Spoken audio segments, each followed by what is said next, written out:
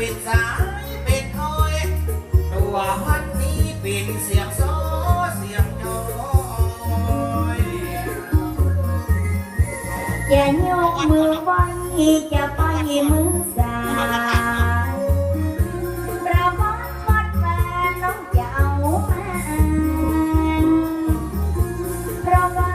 ประวัติมีมาเมื่อลำเป็นอย่างใจน้องจะเอามาบรรยาย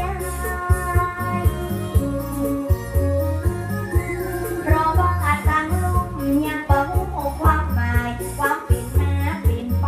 เป็นอย่างใดน้องเยาอย่าเล่าตั้งตายไว้ไปหาตั้งเราวัดดงเข้าตอกของเฮานั้นหนอ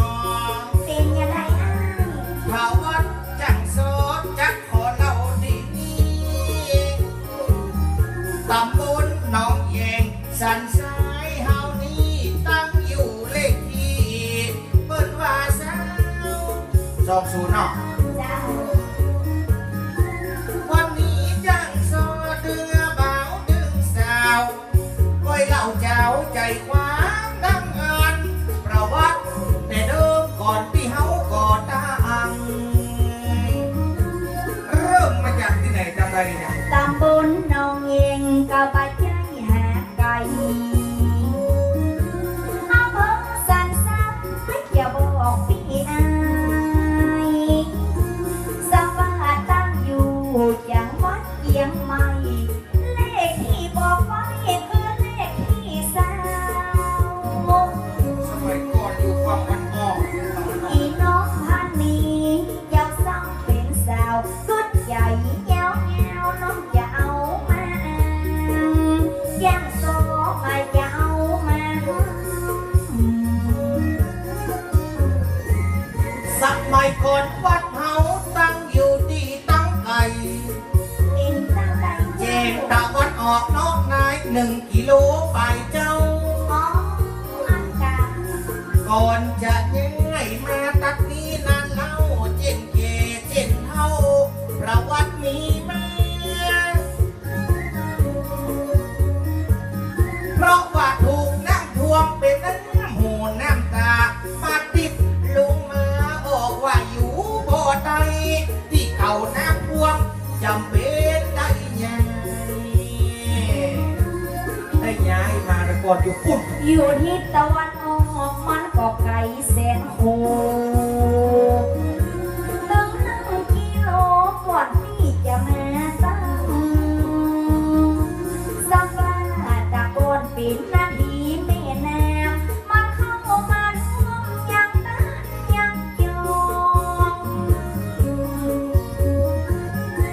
สถาบางคนห้องบ่เป็นหน้าหอกน้ำท่วมบ้านท่วมจองท่วมหอท่วมเขาอย่างมาสุขใจแม่อุ้ยเต้เรา สมัยแต่ก่อนห้วยใหญ่ห้วยหลวงเป็นลำน้ำแม่กวงไหลปัดผ่านบ้าน อ๋อเป็นอย่างนี้นี่เอสงมัยแต่เดิมที่วัดได้ตั้งฝั่งตะวันออกตะโกนเหมือนแม่ บ้านเราได้กินน้ำเป็นพวงเราไหมเนาะอ๋อน้ำพวง ขัวก็มีแล้วตั้งศาสนาจำเป็นได้ย้ายมาอยู่เฮียที่นี่ปัจจุบันต้องเข้าตอกเฮานี่ ย้ายมาอยู่ที่ปัจจุบันบ้านเฮากินน้ำพวงบ้านเจ้ากินน้ำแดงสาวน้อยเสื้อแดงจะเอามาย้ายไปทิศตะวันออกแห่งนั้นสาวน้อยเชียงใต้ตกปัจจุบันเป็นที่ผ่าน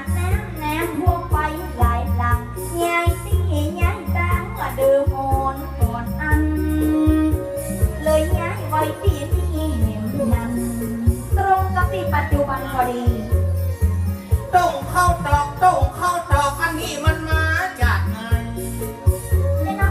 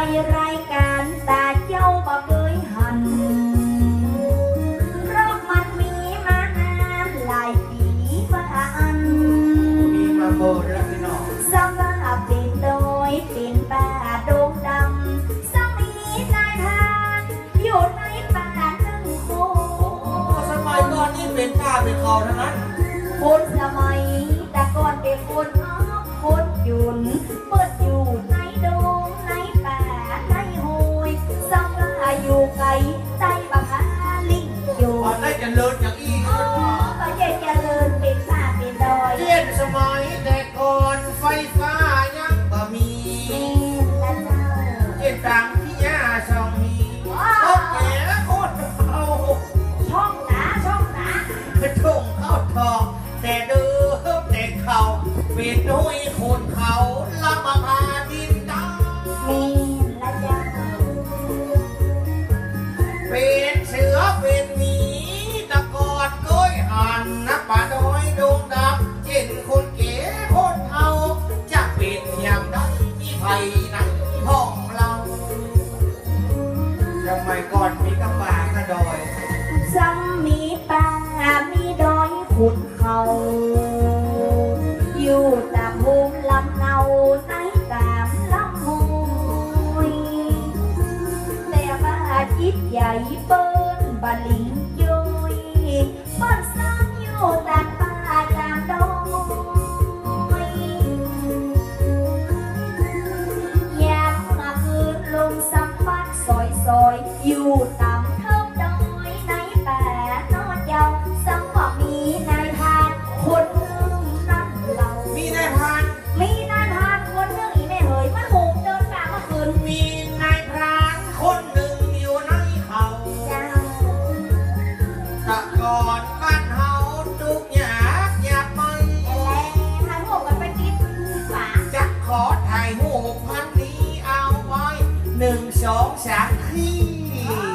สักกำ สตรอเบอรี่แม่ซี่นี่ค่ะ แท็กซี่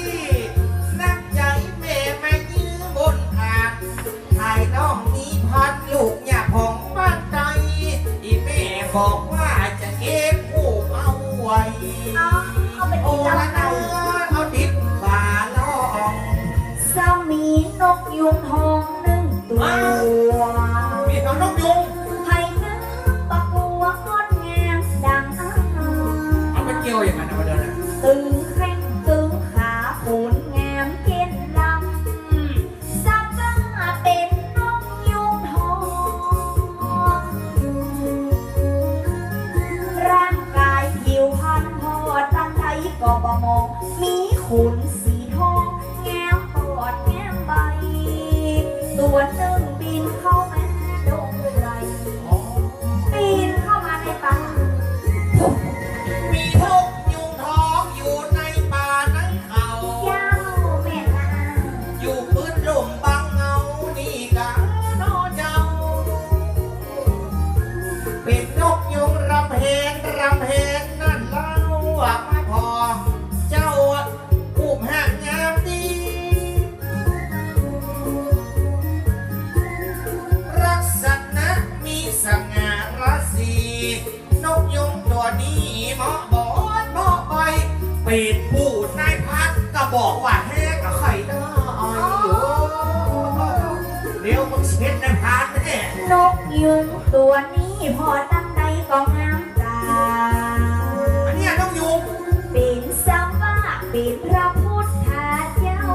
แห้จะเป็นนายพันนะ พระโพธิสัตว์นี้ก็เห็นเล่า พระพุทธเจ้าเป็นนกยุงเสวยญาติเป็น อันนี้โคตรนกยุงอ่ะนะ นกยุงตัวนี้มันกระตึงสูงสำว่าดนกยุงขนทองนอดเยาอายังแม่งามพอตั้งใดก็พร้อมตึงแข้งตึงขาเต้าเหมือนนกยุงตัวอื่น นายพรานคนนี้มาได้สนใจอันยัง ส่วนใหญ่อายัง ยามมันมาหันนกยุงมันก็ไข่ได้ อ๋อใครบอกให้ได้มันงาม มันตึงเบาตีมาตีไปไผ่จากจำเล็กทะเลกายมาตึงเบาสักอัน ยาว มันหานกยุงหมอตึงปีกตึงแหงลูกล่างผิวพันนี่ปัจจัยของน้อยตึงปีกตึงใสและอยู่นี่อ้อยลอยโอ้อันนี้นมนกยุงอะเนี่ย นกยุงอาแขนนกยุงอาขารำเพนไปมาปิดฟ้อนฟ้อนเต้นเต้น พวกเนี่ยมึงจะโดน นกยุงตัวนี้มันชอบหุ่มเล่น มันชอบหุ่มเต้นชายก้นไปมา เดี๋ยวขอเป็นลูกขนูอ่ะ มันงามตึงแขนกับมันงามตึงหวานชอบชายก้นไปมาเราบอกมันชอบเต้นของคนนกยุงตัวนี้มันเต้นอ้าย ลำเพนลำเพน งดงามงดงาม นายพรานมาป้ากระเตีมโอ้ตีมใจ น้องโยมกับนี่งดงามที่ไหนเนี่ย นกยุงตีนายน้ำขวบ เอาว่าแล้วนะพวกนั้นนะ ถ้าเป็นนกยุงปะเดียวน้ำท่วมน้ำท่วมกระเป๋านกยุง โอ้ยแม่โหย ออกมือแล้วก็บินไปอยู่ดอยสูงปะเดียวนกยุงกระโดดน้ำท่วมไหลใส่กระเป๋านกยุงล้วนล้วนนกยุงล้วนอะ นายพรานหันเข้าใส่ซ้ำเปิงโอ๊กเปิงใหญ่ เด็กนกยุงตัวนี้ ซ้ำว่าใครได้นกยุงหงนอเจ้า อย่าเอาไปถวายองค์เหนือหัวท่านเจ้า อย่าเอานกยุงไปถวายเจ้าเมืองอย่าลักยักนกนี่แม่เอ๋ย เอาด้วยความดีความชอบนี่นะ กันว่าอูได้ละมันเข้าไปบ่เปลือกเจ้าถวายเจ้าเมืองราชาบ่เจ้า อย่าเอาถวายบ่ตา เขาคงจะได้เงินได้ทองปีปานเนี่ยเฮ้เชียวหันนกยุงมันงามเหมาะหูเหมาะตา มันมี เป็นพระราชาท่านก็คงจะให้ได้ นกยุงมันมีกี่แน่ อันนี้มันนกละอันยังปีไอเป็นแห้งเป็นดานกกวนหงมานอนนะเพื่อให้กันนกกวนหงอ่ะนกกวนหงที่มันเลาะเซาะกินตั้งป่าอยู่ดังห้วยหนองคลองนานี่กาเนาเจ้าเป็นนกกวนหงจากไอ้หันนั้นเรา มันมีนกกวนหงอ่ะ เปิ้นหวานนกโกนโฮมโฮมปะอู้อะยังอย่าโดนดีขลำขลำมันเชา มันเลยเฟรมก็ทาง สลีดดีดีเนื้อตัวผู้เฝ้ามันมีใจใครได้นกอยู่ มีได้ไหมมันมาก็หน้าบูนนายทานมันก็สูงมันคิดวางแผนจะจับนกอยู่ก็เจ้าขอขอบคุณอีเมลเอาผ้ามาเย็ดเล่วเราขอบคุณเจ้าขอบคุณเจ้าแม่ ประกองได้ผ่านใต้หานกับเปิงโอ้เปิงใจ จะจับนกยุงตัวลายเอาไปถวายดันเจ้า แม่ลายเราว่าเธอ ลักษณะราศีงดงามแต่เล่ายามนกยุงลำแพนสวยดีลำแพนสวยดีพรลักษณะเป็นสง่าราศีองค์พระภูมิท่านจะย่อมให้ได้หวังจะได้แลกเงินทองเอามาใจนี่ตอนล่างเขาจะต้องได้พระราชทานเงินทองสินทรัพย์แน่ นายทานสังเกตนกยุงเหมือนกันบินมากินอาหารตรงนี้นอเจ้า บินมาทุกวันค่ำเจ้า มาต้นหนองน้ำหินหนองของปืน ๆอยู่กับทิศตะวันต แล้ ก วกำนั้นมันสังเกตนึกถึง อย่าเอานกยุงล่อเหมือปีกบานเพราะมัดอาหารตัดตีหนองนาเป็นเพราะนกยุงตัวนี้มันบินมากินอาหารในกวน พระโพธิสัตว์ได้ทะเลเป็นได้ เจ้า เป็นนกยุงตัวใหญ่มาซ่อมกินปลากินข้าว เป็นอย่างนั้น แต่ว่าพ่อปู่พานบ่หูอย่างนั้นเล่าหวังจะจับจะเอาไปถวายพระราชาก็เลยไปสดซอกสะเวงแหเข้าดอกจะเอามาคัวจะเอามาดอดนกยุงเป็นของตัวไปซอกเข้าดอกจะเอามาคั่วไปก็ต้องรอมัน น้องน้ำจะเล่าใครจะอยู่ทิศตะวันออกเนื้อตัวผู้ค้างสังมาเป็นลายหมู่บ้านแหมนั้นไปซื้อข้าว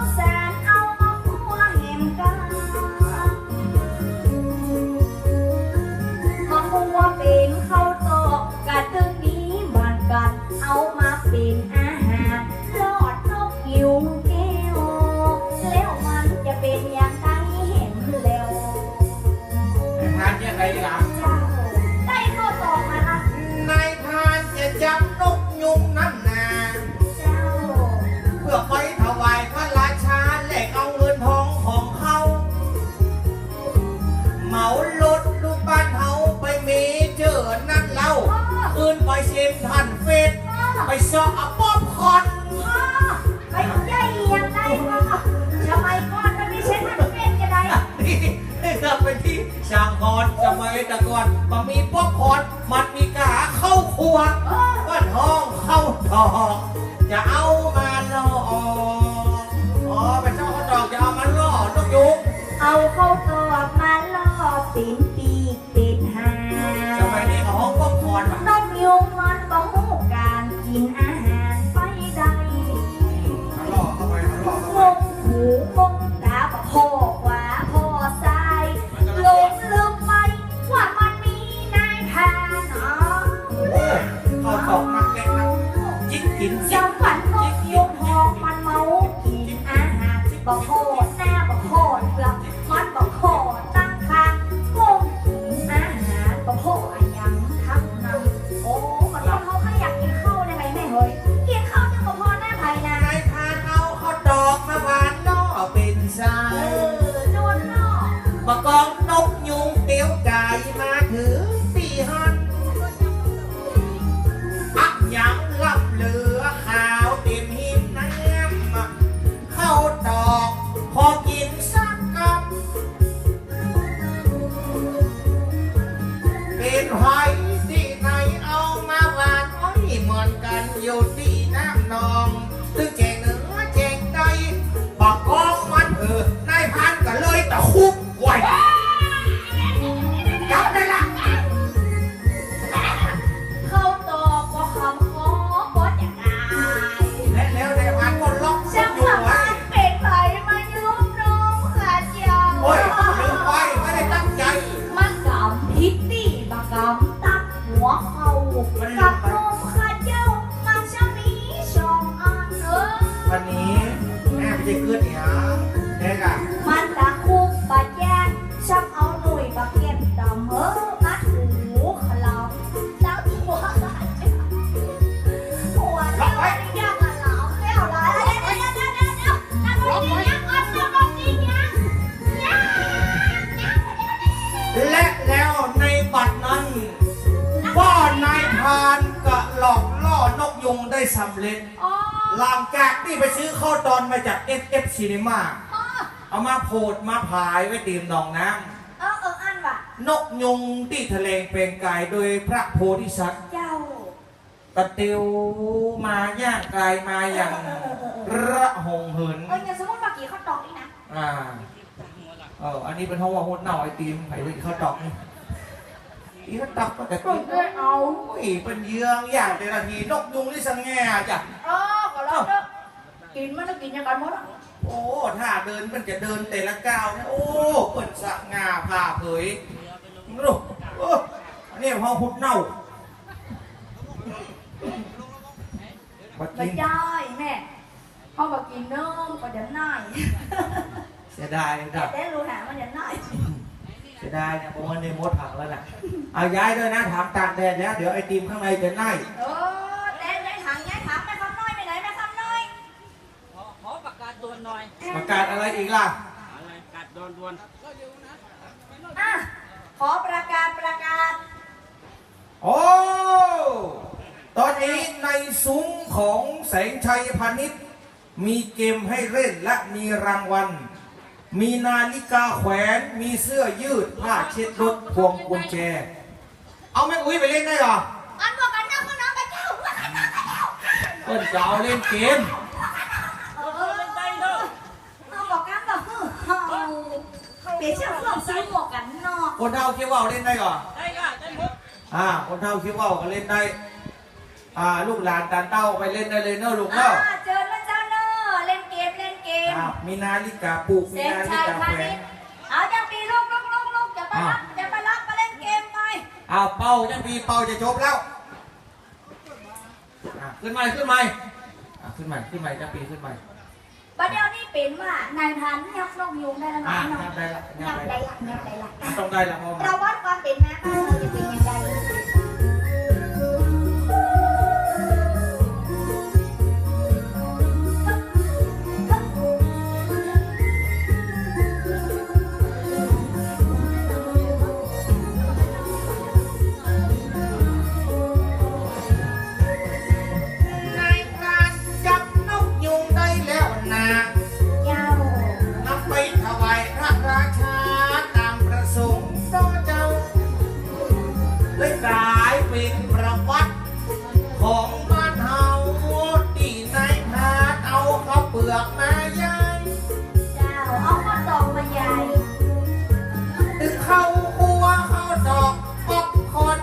ทราย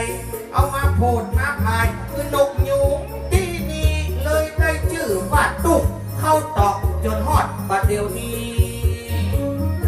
กลายเป็นตุกเข้าตอก เข้าปัวเข้าเปลือกเปล่าก็เข้าสารที่ตัวนายทานเอามาอ่อยดังอ้านสังว่าไก่ปิดยื้อบ้านเฮาแหมนั้น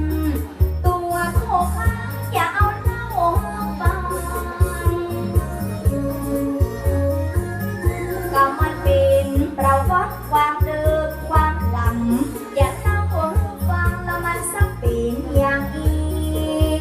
สักได้ยืดผู้เข้าตอกแหมนี้ นี่ ต นะ รง ว่า กับยืดด้านเฮาเลยแม่เลยประวัติ แล้วยอดดอยภูผาใหญ่สูง ที่ไหน ที่เป็นที่อยู่ของนกยุงแต่เดิมฟ้าจักกลายเป็นชื่อหยางตำบลหมู่บ้าน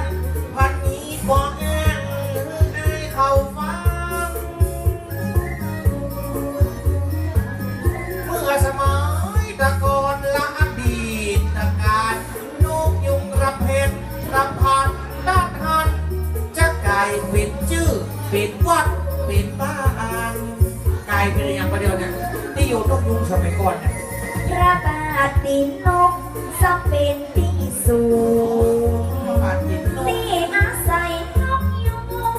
ก่อนนอนเยาว์ เป็นบ้านดิน สังว่านกยุงเป็นพระพุทธเจ้าเสวยญาติเกิดก็ได้เป็นนกยุง ก็ได้แบบประวัติบ้านดินนกเดี๋ยวจะมาไหนให้รู้เจ้า สักเป็นประวัติอยู่บนดอยสูงดอยพระบาทตีนนกนอนเยาว์ตั้งอยู่หมู่10หนองแยงนี่เรา อ๋อนี่เราประวัติบ้านดินนก แม่ละเจ้าแม่เคยบอก ระบาดดินนกที่เคยไปไว้ไปสร้างไอ้เคยไปโชว์มาเตือเดียวเมื่อน้อยน้อย อ๋อเจ้า จากนั้นเปิดลาบก็เลยหายเซฟหายซอยพอหาไปโชว์ไปโจ้ยสักกอง อะค่ะมันย่ำต้องลูกกว่าถูกลายลูกคนหลับว่ะ เจ็บสมัยเมื่ออดีตการเป็นที่อยู่ของตังนกแง่อ้อยเลยที่อยู่ของนกยูงกระตึงอ้อยลอยโอละนะหมู่สิบนาคา ส่วนน้องน้ำที่เป็นอาหาร นี่นกยูงมากิน นกยุงกินน้ำนกยุงกินข้าวซ้ำว่าเป็นที่เดิมซ้ำว่าเป็นที่เก่าเป็นบ้านน้องเฮียงเฮงปักอยู่บ้านมีแต่ใดน้องเฮียงเฉยแม่แต่ใดหันแล้วมาบ้าน น้องเฮียงไม่ได้ไหม เจ้าสมอเข้าใจบ่ฮู้ว่ามีตั้งใดน้องเฮียงหลายบ้านตั้งอยู่หมู่10เห็นนัง อ๋อสมัยก่อนที่เป็นน้องแง่นกยูงไปกินนะครั ถ้าอย่าอยู่ตัดดอยพระบา ปั ท จจุบันมาเดียวกลายเป็นน้องเฮียง แม่นนะเจ้า สมัยรุ่งเรืองปัจจุบันที่นี้โตตัดหมู่10ตำบลหนองแก่งเฮานี่แตะกอนเรื่องเล่าเปิดมีมาเมื่อวันนี้น้องพักดีกับทวัดเมื่อคืนได้เล่าจาได้เอิญประวัติพ่อเจ้าขอบตุกเข้าตอกบ้านเฮานั่นเรา กลายเป็นน้องเฮียงเป็นพระบาทติด ป โต๊ะ ระวัติตุ้งเข้าตอกความเดิมความหลังต้นยำยศยำผู้โขงเคทองเอามาเล่าสืบปีเอามาเล่าสืบน้องเขียนใส่รายการเพื่อยามสองบรรยายเตือมันกระถูกอกเตือมันกระถูกใหญ่ขอสู่มาอาภัยสิสาวเจ้าบ้านห้ามตามรายการตาหันยังยังมีเหตุประวัติให้ทวันเนอ จากประวัติวัดตุงเข้าตองนั้นนาหลายปี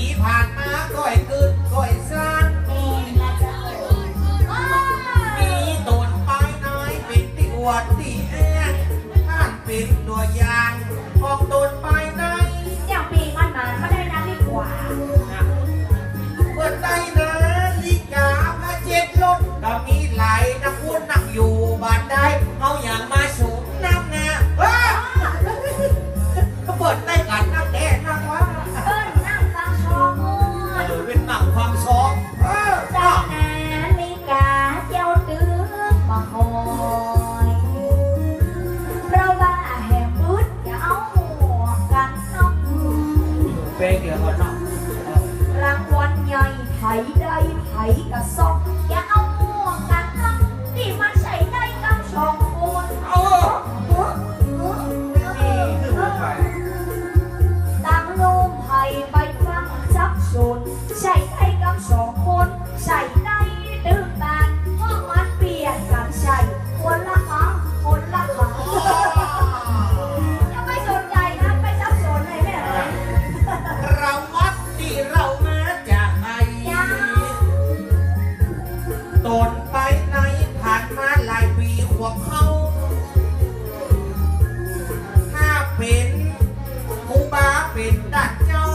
ผ่านมาหลายยุคหลายตนหลายโอ้ และเจ้า เจ็ดสมัยบาทเดียวมีตังพระสงฆ์และท่านพระครูอดุลปัญโยภาสน้องเจ้าให้โต๊ะเอกเป็นด้านเหียกู้อันนั้นเราเอาโจทย์มาเดียวนี่เองคือมันขาดสิดี พระครูอดุลได้มาเกิดหน้าเป็นสร้างแบบสร้างแปลงเป็นพระธาตุเจ้าพศ2550นั้นเล่าพระครูเจ้าได้เป็นเจดีย์ไทยกระเตื้องบัดนี้ร่วมสร้างเจดีย์ตึงสิบสาวเจ้าบ้านอย่าเล่าประวัติการก่อสร้างเห็นนำจะเล่าให้ฟังนะแม่เด้อพระธาตุเจ เมื่อ ดีย์ พศ2550นั้นนาพร้อมกับศรัทธาตุ่มเข้าดอกแก่เท่า ผู้อุปถัมภ์มีไผ่พ่องเจ้า พระครูอดุลปัญโยภาสเป็นกันเป็นเก้าห่วงกับคุณโยชิโอะโอ้โหสระโอกเลยคุณฮายาชิดะเป็นทักนางนำว่าจ้อยการลุกที่ไหนมานี้ให้จะเป็น7 ปีจีเป็นนั้นเรา เจแปนมีที่ไหนฮะ จีเป็นในพวกเขาให้มาเรียกเราอะญี่ปุ่นนะ เจแปนเฮาไหวกะก้อยเก่ง ชื่ออย่างนั้น ก็สร้างมีหลายเมืองเลนเมืองขอนนอนยาวไหมคะไหมคะ นะอันหัวสูง อย่าบอกตั้งเจ้าภาพเก่าผู้อุปถัมภ์หรือเมื่อศรัทธา ชื่ออย่าง มีคุณแม่ดานามสกุลเคหาแก้มโซจะเอามาจ่ามาอูสมห้องศรัทธาตั้งลุงเปิ้ลหมูไม่ได้กินอะไรอย่างหมอแบบยกอุ้ย มีคุณฮายาชิดะมีคุณโยชิโอะ อ๋อโดนนับ ห่วง โดน จิต นับ ห่วงใจกับพี่น้องเจ้าเงินมีคุณนพพรจันดีมาจ่อยตั้งพร้อมกับญาติพี่น้องตุ้งเข้าดอกทุกคนทุกหลังคาเหือนจ้อยกันสนเสียงทุนนะซับรวมหมดหยอกหมดบาทพระธาตุองค์นี้หมดงบประมาณ1 ล้านเอาดีแค่ว่าไง อย่ามาอะไรหาพ่อแม่ติดตานาตีจะเอาเปิ้นมาขีดหงทานโดยเจ้า เพราะว่าหงทานละมันมีน้ำเตะเราก็ต้องหาแม่อุ้ย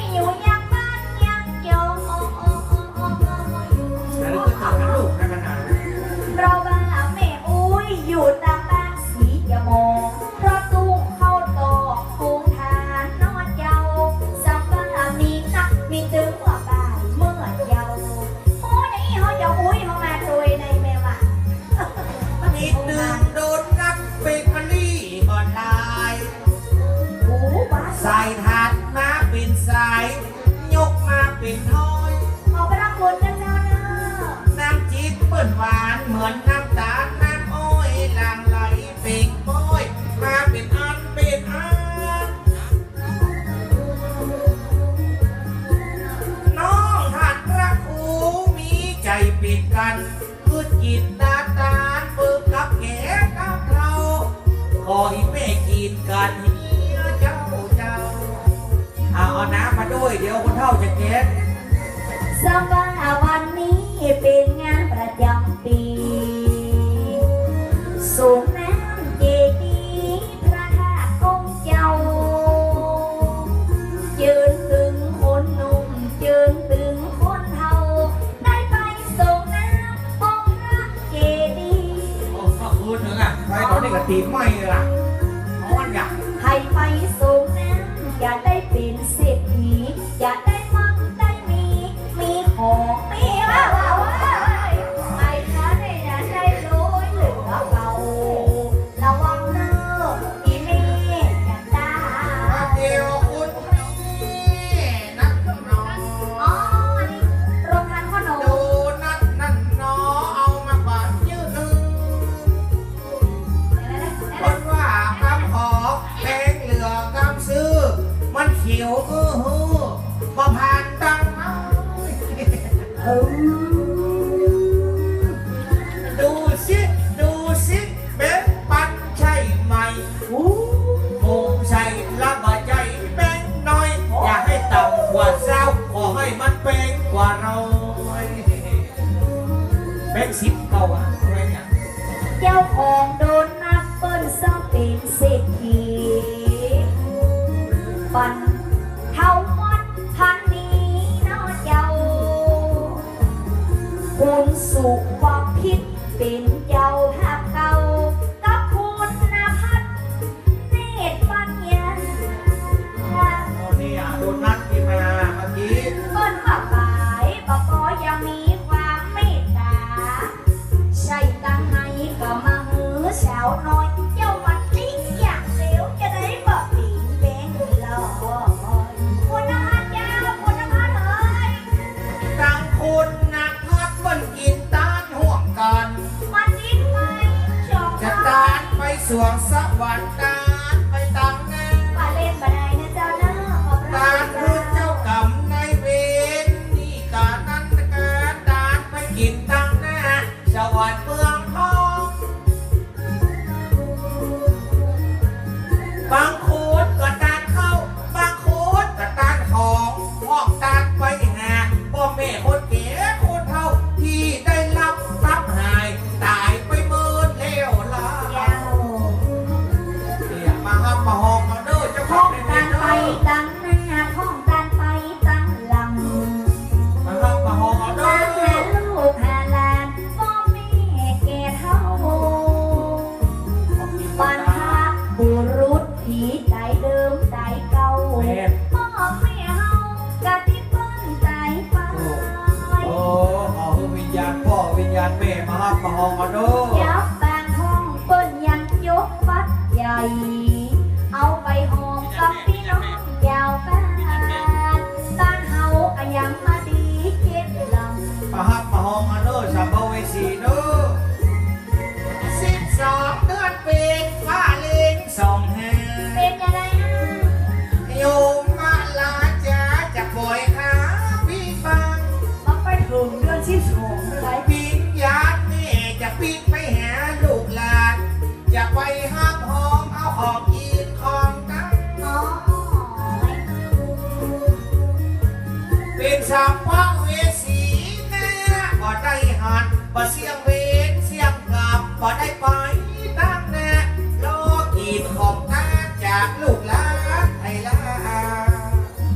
เนี่ยเราประจานมาแล้วฮะล่ะเนี่ย ลูกค้าหลานค้าก็หูไปอยู่ที่ไหน โอ้ย เป็นห้องเป็นให้น้ำตาย้อยแก้ว โอ้ยลูก ก็บ่มีไผไหน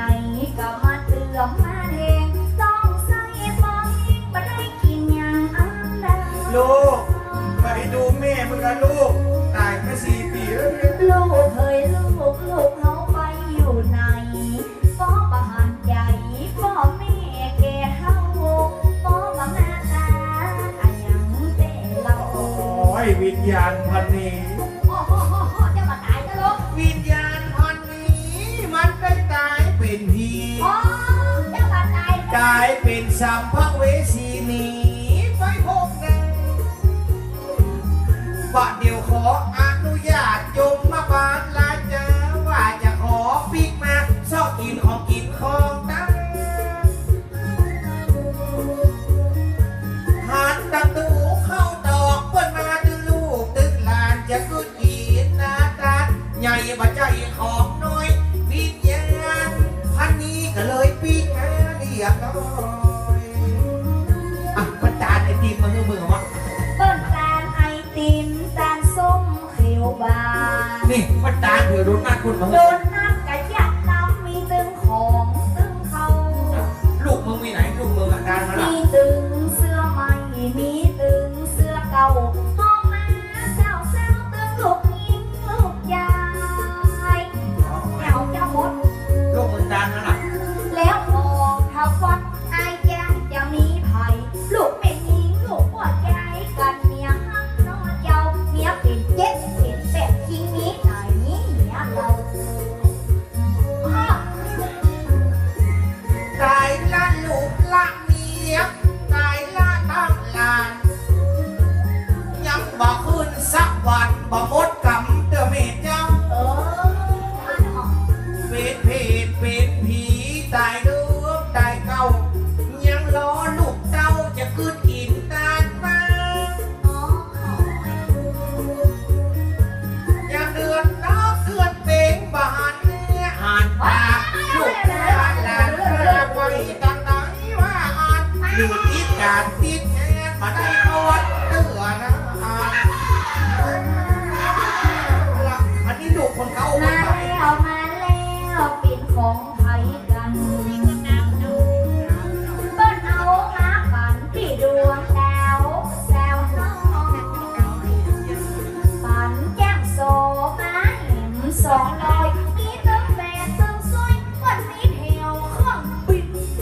อันนี้ปีดวงดาวจะตามไปตั้งหน้าและกับเจ้าของ เปิ้น เวีย ว่าน เนาะ พี่ดวงดาวเป็นคนมีทรัพย์มีสินเอาปั่นแม่ยิงกับเท้าวัดผู้ค้าเพราะว่าพี่ดวงดาวเปิดเป็นเศรษฐี100 ล้าน จะมาพันล้านให้ตังค์ไง บอก จะตานไปตังเวลาไปฮือกับตูนกับตัว ตามมาแล้ว จะได้มามองมัวต่อไปใจใจ ของไม่ดีอย่างดวงดาวจัดน่าจะเหลือกินเหลือใจลาบดีโอตานเมยมือมาส่งใบ อย่างน้องเนอะเดียวกันพูดไปพูดมันเอาได้ แล้วไม่เลี้ยงวัดนะเปิดยังจะมีน้ำใจจักกินน้ำตาไหลก็เปิดขอเจ้าเป็นดีไข่หานมาเหี่ยเจ้าเจ้า ไม่ยังมาก็เดียวพูดยังกับไม่เลี้ยงวันน่ะไม่เลี้ยงวันแน่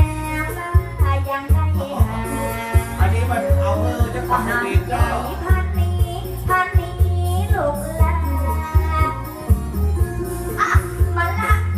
ยังโซเป็นลูกกับพาพูดชูพูดข้างอย่าเอาฟ้องกันทำไมไปเลยไปเลยไปเลยไปเลย นี่โยมเดี๋ยวมันจะ เพ นี่ ราะ โยม ว่าพูดของชูมันได้กว่าตายเขาว่าก่อนย้ายจะเอาขออาจจะจะดื้อเปล่าเจ้าเอาแน่ ห้าขอปอห้าขอปอ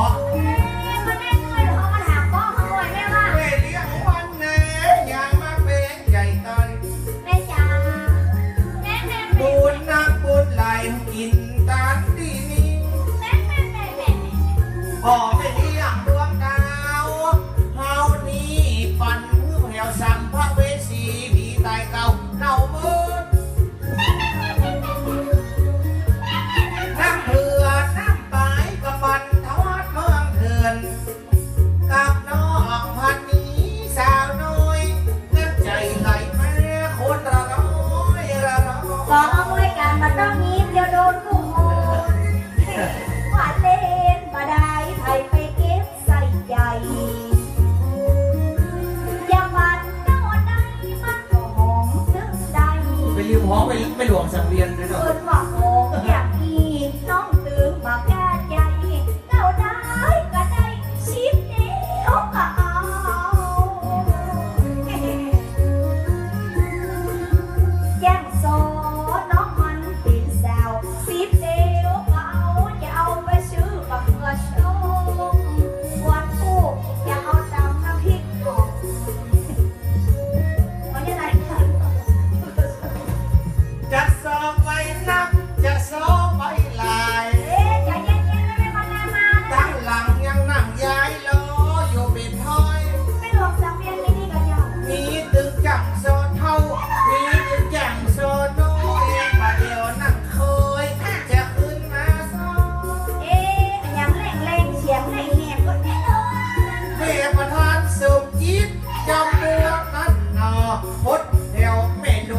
สังเวียนน้อเจ้า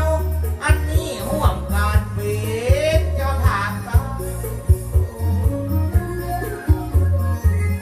บอกไปแลกมันหยังสีแดงสีเขียวปานเธอคนเดียวเจ้าใดก็ได้ไอ้กานะที่จะเอาฝากไว้ขอบคุณสำหรับแม่วันนา แม่น้องดาวบอกว่าพอมีไหมล่ะน้องรับโอ้จักชื่อละ เปิ้นแงมตึงหน้ากับเปิ้นแงมตึงตาปันขึ้นมาตัวขาดยาวขอให้รวยเหลือเราเธอสาวเดียวปิดไปเป็นสาวล้านนะจ๊ะเด้อ ตำรวจขี้คูคุณครูขี้คอ ไม่อย่างไร ถ้าเป็นจ่างซอมาตึงขี้หลอดเพราะเจ้าใจกันห้องคำสิบบางห้องคำเช้าแม่เลี้ยงดวงดาวมาเดียวบอกว่าจักสักคน ก็บอกให้คุณอยากให้กัน แม่มาเดียวต้องหลับอ่ะเพราะว่าขี้คันเดียวไปเดียวมาหลายหนเลยบอกว่าจักสักคนที่แวดหลังแวดนะถ้าบอกว่าหูจักเปิ้นก็จะได้เดินมาแอบหลายรอบเลยบอกว่าจักละเลยนะถ้าบอกว่าจักจะได้เดินมาหลายรอบ ย่างชเขาว่าย่างชอขี้คอข้าเจ้าไปชอไหนก็ยืมพันเพราะเป็นหนี้ทกสปีนี้เกินล้านตึงรถตึงบ้านก่อนก็ยืนของเจ้าไป เข้าพรรษาที่หายหมดรถหมด พี่น้องฟังนี้มันบอกมีความหมายอาศัยก็ยืนไปถึงรถถึงบ้านขอแม่เลี้ยงก่อนนะมาเดือดกันช้ำฉี่หลอ อย่าโซกันไปนักอย่าตักกันไปลา โอ้จะลวกกันหม้อ มัน14 โมงบ่ายเข้ามาแล้วเจ้า อ๋อเนี่ยก็มีหลาย จาก คน ซ เล อย จะลงไปกินปลากินข้าวบัดเดียวเขาซื้อเหล้ามารอหลังเวที เห็นแล้วไปโซนไหนทหารแล้วเราจะโซนตัวใหญ่เนี่ย มันมาเต็มใจตั้งนั่งคงสีบริการอย่างดีไม่หลวงสังเวียนว่าจะขอขอบคุณตุ้งเข้าตอกน้ำใจงาน ไม่ดวงเอามาเลยนะเจ้าแม่หลวงบ้านเฮาหูใหญ่อย่าเอาอย่างใดมันก็หอมซึ้งใดอย่าเอาแก้วน้อยก็ว่าเอาแก้วใหญ่อย่าบอกพี่ไอ้ก็ว่าตัวใครได้แบบปิ่น ไอ้มันดิ่งหง อย่าเอาหูก็ว่าอย่าเอาสิงอย่าเอาแบบตินก็ว่าเอาแบบยกสักขาเพิ่นเป็นเตรียมไว้เราเอาอย่างใดได้หมดในหลวงสั่งให้จะให้ ขอบคุณนักขอบคุณหลาย เจ้า น้ำจิ้มน้ำใจจะเป็นสาคูบ้าน อ๋อเร็วมาเร็ว 10 นิ้วจากโซอาจจะขอยอมแย่อ่ะ อันน้อยละ ลาพี่น้องลูกแม่โคนฟัง อันแรกจะหายอันแรกลูกป้าค่ะ วันนี้บอดาวันหนึงประกาศน้ำใจไปแย้มน้องเจ้าให้ดักลูกพัดเอามาปั่นนัดเราดักลูกพัด จากหนูพัด ต่อเต่า น้องจากหนูพัดน้องยังเอามาปั่น เต่าตะนุ่อ่ะรู้จักไหมเต่าตะนุ่อ่ะ ถ้ายังบอกมือบอกบอกแม่มือป้าทำชิๆทำไมเถอะแก้มโซบมือได้โต๊ะดำยาไปเอาที่อีป้อมาห้องอีป้าพันนี้แห่งชิๆทำไมเนาะ ตะนุ่พัดหน้าเปิดปิดจังโชว์ น้องจากหนูพัดเปิ้นเป็นเศรษฐีเป็นละอ่อนเรียนดีเอามาปั่นข้าเจ้าขอบคุณแต่เรา น้องตะนวดลูกลอยยามจากซอได้หัน เจ้า ลักษณะผู้นำไอจะบอกสาวเจ้า ห้า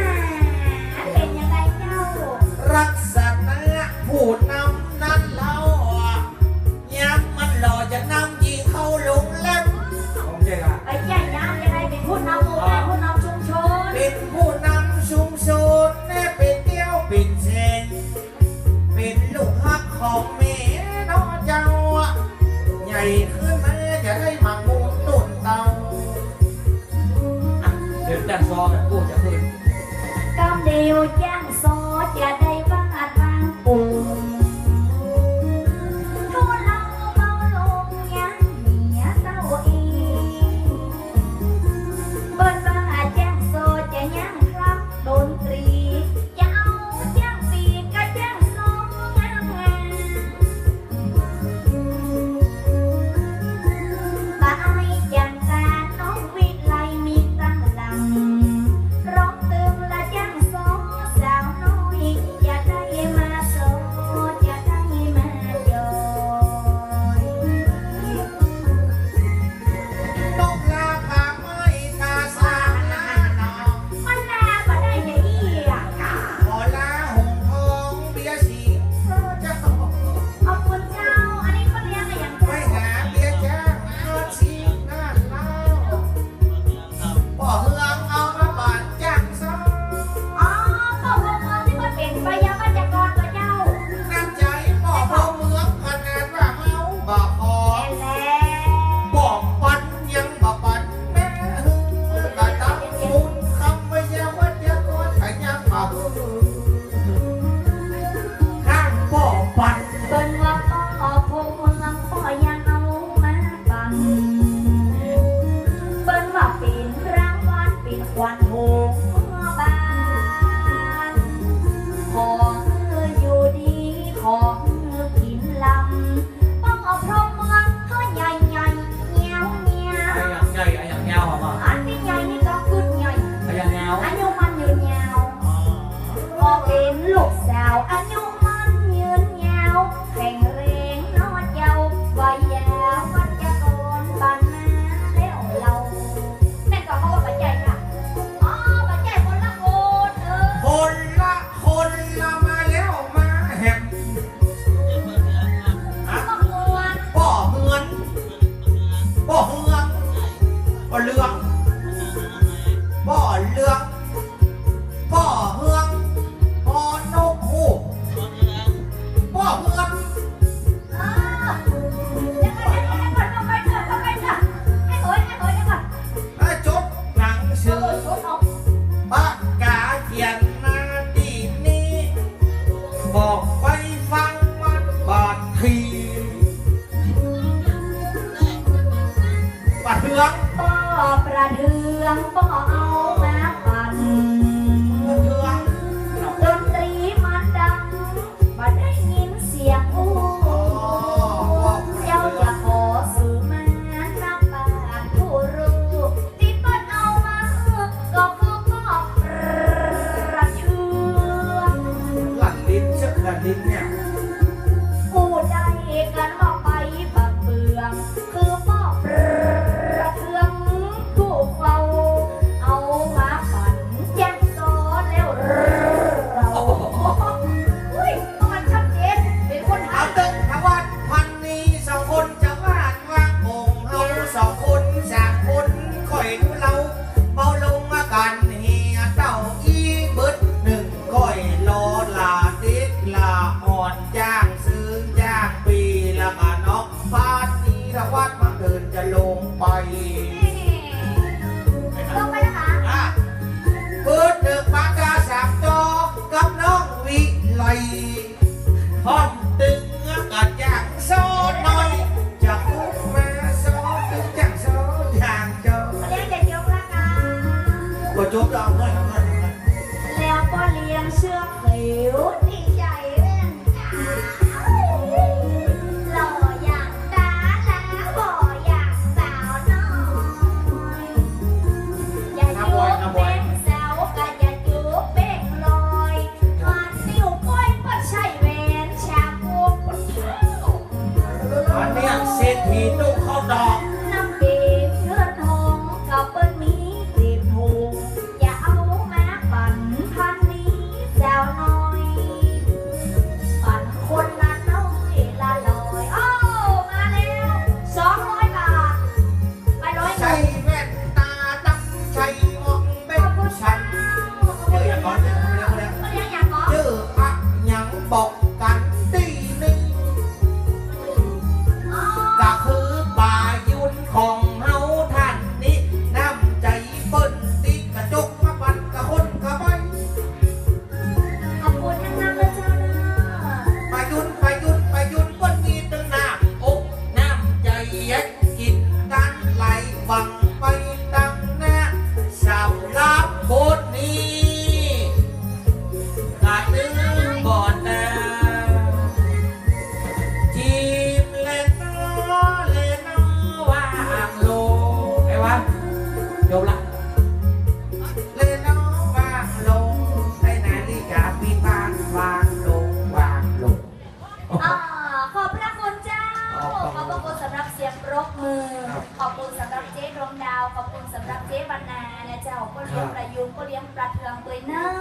จะไปหันนักจะตักแหบร้ายกันเนาะก็ยังเสียดายจากโซ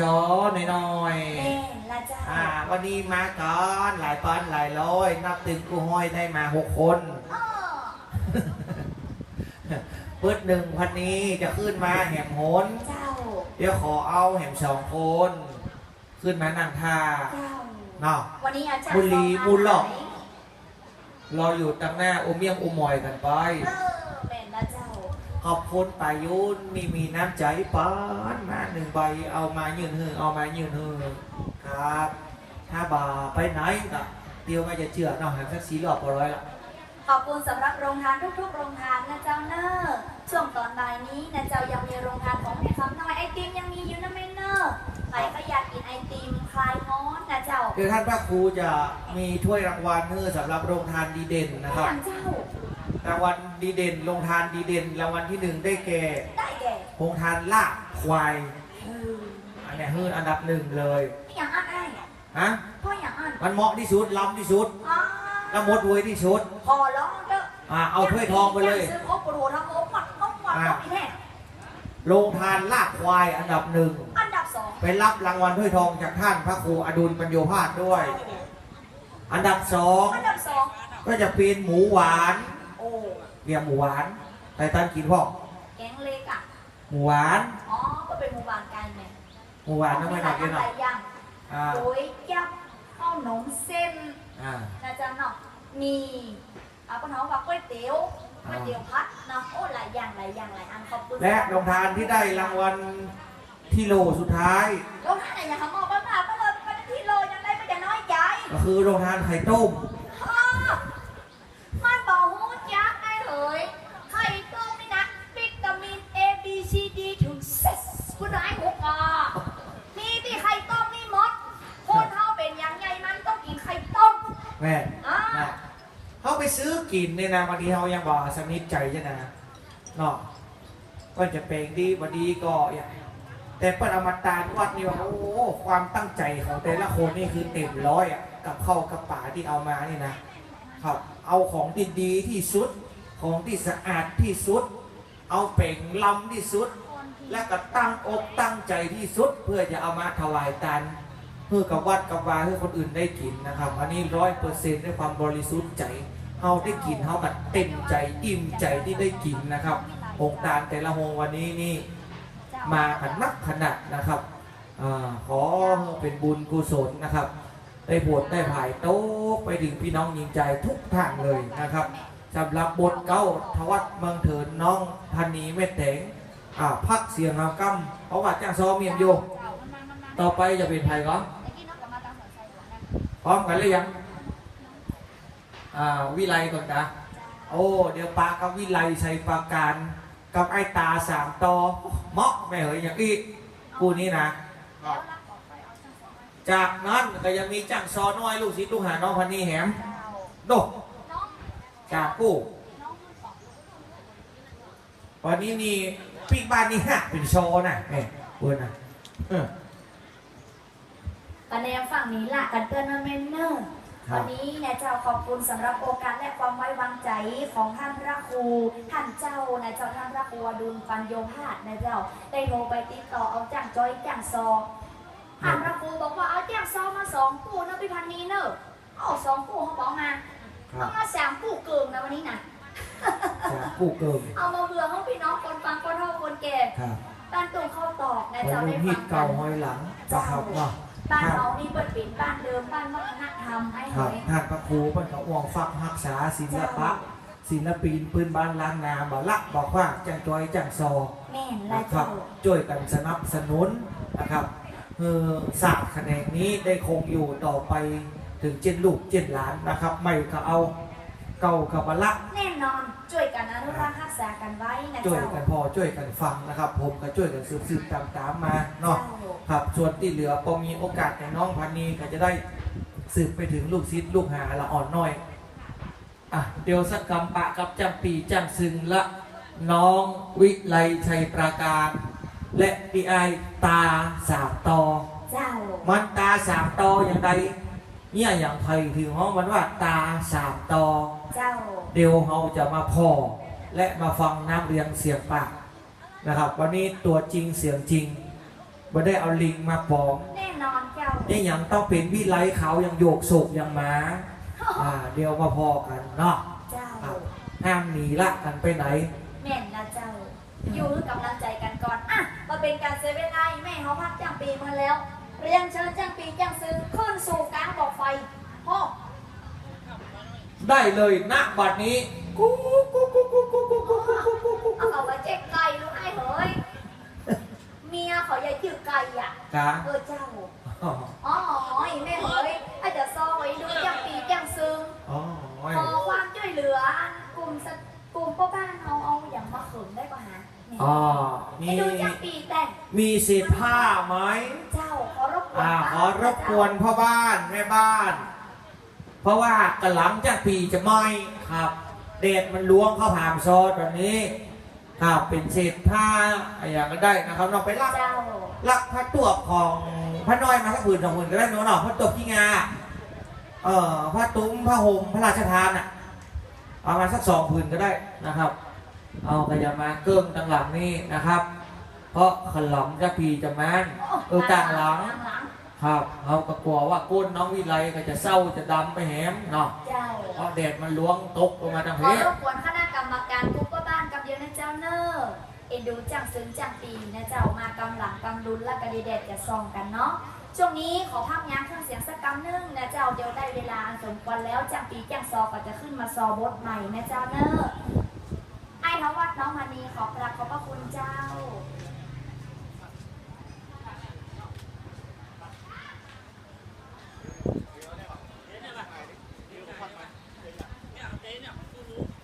เจ้า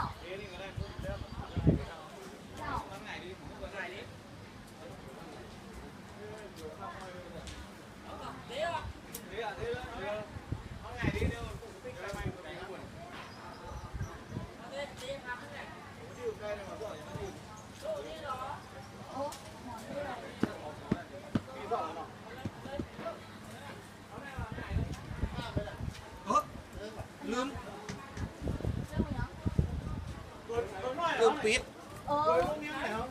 Rồi luôn nhau này mà.